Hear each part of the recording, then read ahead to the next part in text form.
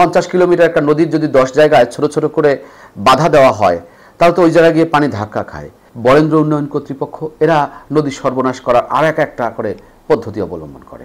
নদী এমনভাবে তারা খনন করে যাতে দখলদাররা পারে পারে অনেক দখল করতে পারে। এটা একটা অবহেলিত, বঞ্চিত, নিপীড়িত, সব রকমভাবে উপেক্ষিত জায়গার নাম হচ্ছে রংপুর। 30 লাখ মানুষও লাগে না জেগে উঠলেই বাংলাদেশের সব নদী বাঁচবে। আসলে পরিবেশের ব্যাপারটা তো শুধু একটা নির্দিষ্ট অঞ্চলকে ঘিরে হয় না, এটার সঙ্গে একটা সামষ্টিক ব্যবস্থাপনা থাকে, এটার সঙ্গে দেশ বিদেশ, একটা অখণ্ড পৃথিবীর সঙ্গে এটা একটা যুক্ত।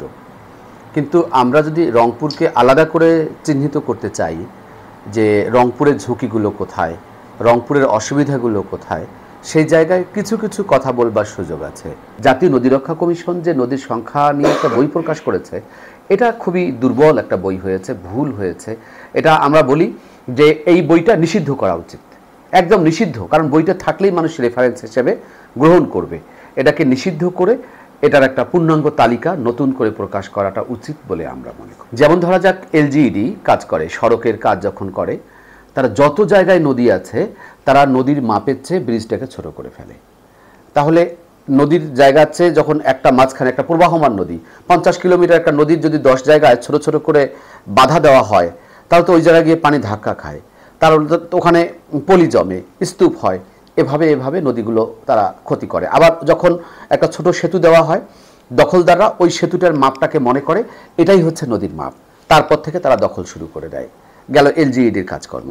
পানি উন্নয়ন বোর্ড, তারা তো অনেক নদীর প্রবাহকে একদম উৎসমুখ বন্ধ করে দিয়েছে, মিলনস্থল বন্ধ করে দিয়েছে। মানে পানি উন্নয়ন বোর্ড প্রচুর নদীকে মেরেছে। তারপর এখন আসি এমনকি খননের ক্ষেত্রে এলজিইডিও নদী খনন করে দেখেছি, মানে নানান অবকাঠামো তৈরি করে নদীর ভিতর।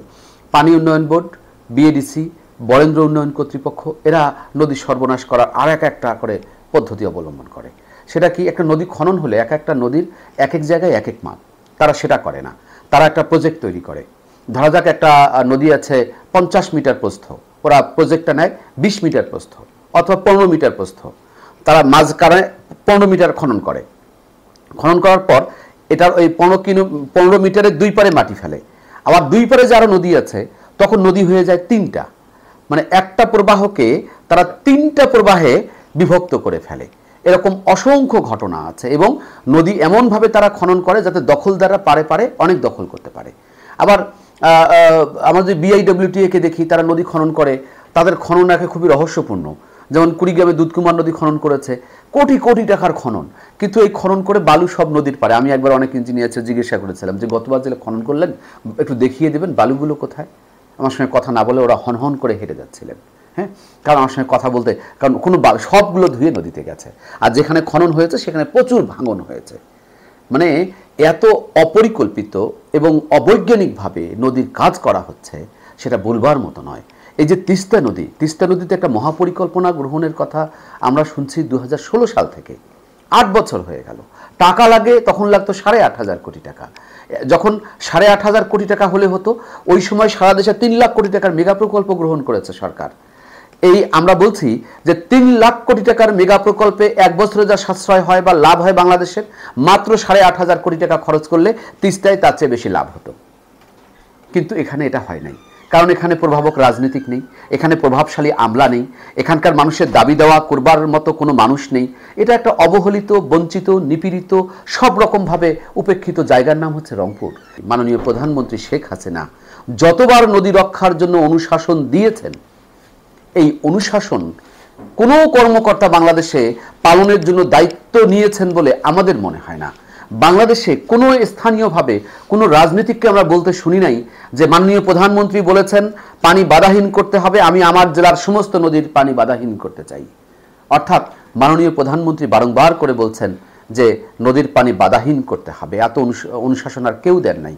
কিন্তু মাননীয় প্রধানমন্ত্রী শেখ হাসিনার কথা নদীর ক্ষেত্রে কেউ প্রতিপালন করে না। বরং আমরা দেখি তিস্তা নদীতে বিশাল বিশাল প্রকল্প হচ্ছে এবং সেগুলো কতখানি নিয়ম মেনে হচ্ছে, কতখানি নিয়ম ছাড়া হচ্ছে, একদম জেলা প্রশাসকদের নাকের ডগায়, ইউনিয়ন উপজেলার ইউনোদের একদম চোখের সামনে।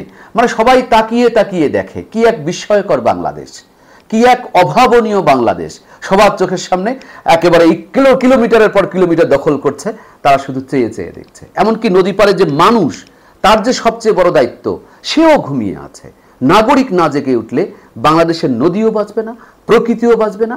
ক্রমাগত আমরা আমাদের ভবিষ্যৎ প্রজন্মকে এক অন্ধকারের দিকে ঠেলে দিচ্ছি।